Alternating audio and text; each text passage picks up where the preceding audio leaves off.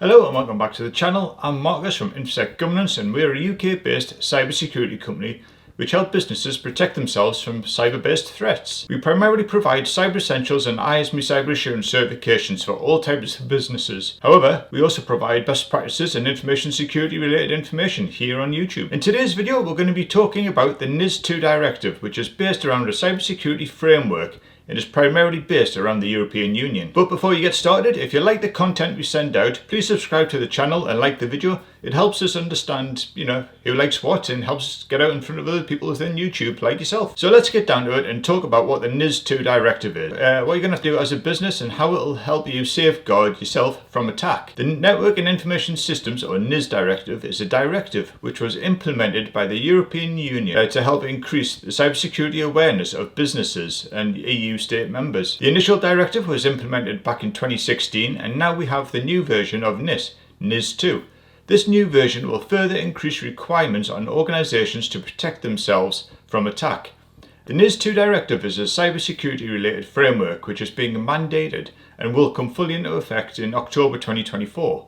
The EU member states will need to actually implement this new directive.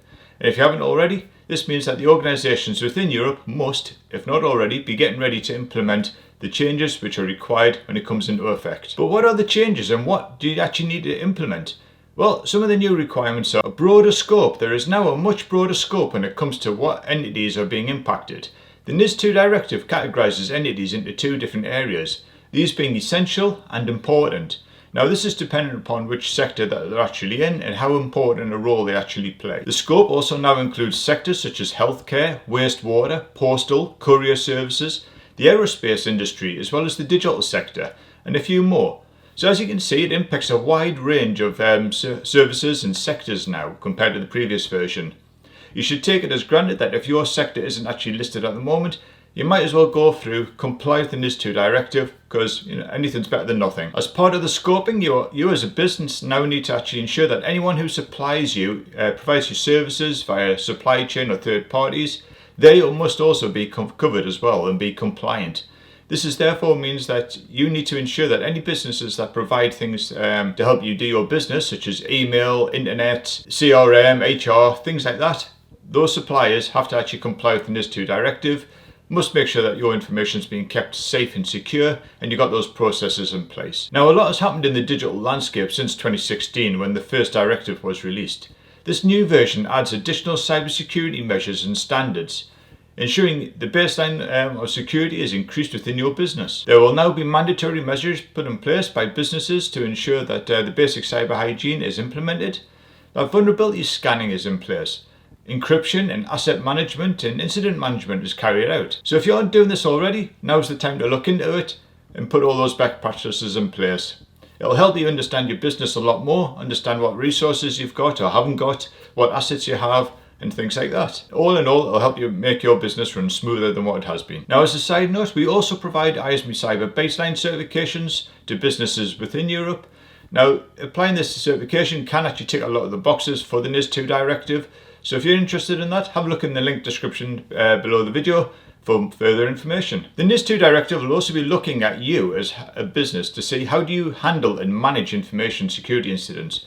So you'll also have to look at implementing an incident management plan if you haven't already got one, ensuring you know what to do when something does happen, because it's going to happen. You need to ensure that people are aware of the incident management plan, know what to do if something happens, who to contact, and what the processes are. So something should be in place there for you. This should also be tied in alongside your risk register as well. So you should be able to identify what risks are to your business at the moment. You should be able to recover from anything should anything happen. So make sure you've got backups and recoveries in place. You understand what your risks are.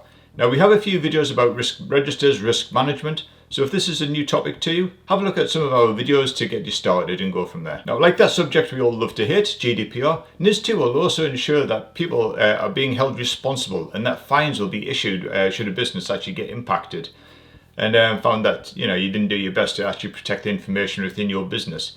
So making sure everything's safeguarded and protected and recorded is key. However, there may also be some other important implications for businesses outside of the European Union, such as the UK, the US and so forth. Any businesses outside of the EU actually deal and interact with businesses within the EU they're going to have to possibly comply with the NIS2 Directive as well. So it's going to impact a lot more businesses pretty much across the world. So now that you know what NIS2 is, how do you as a business prepare for this? Well, there are a few things that you can look at doing. You can implement an asset management plan, if not already done. So you're ensuring that you know exactly what assets you have, where they are, who owns them, where they're located, serial numbers, things like that. So making sure that you've logged everything, not only digital assets, but also paper-based assets, servers, laptops, desktops, you name it.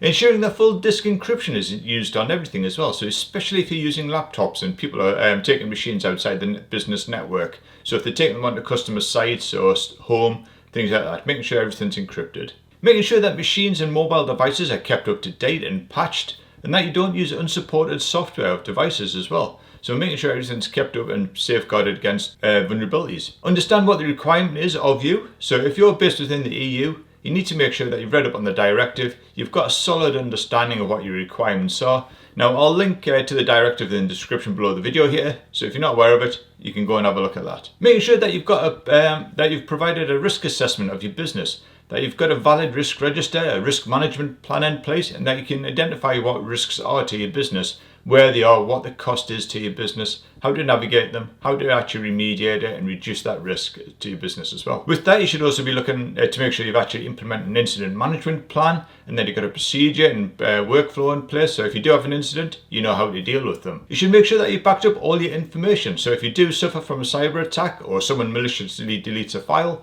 you can actually recover from that and reduce your risk and issues with incidents as well. You should make sure that you educate your users, including senior management, for cybersecurity awareness training, ensuring that everyone is aware of their duties and how to actually safeguard information and what they need to do and what they need to look out for. Lastly, remember that the NIS2 Directive is not just a point-in-time requirement. It should be built upon within your business, and you should be looking at that, expanding upon it, improving your processes, your documentation, your processes and things like that. So I hope this video has been informative for you. If you'd like some more information about the NIS2 Directive, do drop some comments in below the video. We'll be more than happy to actually release some more there.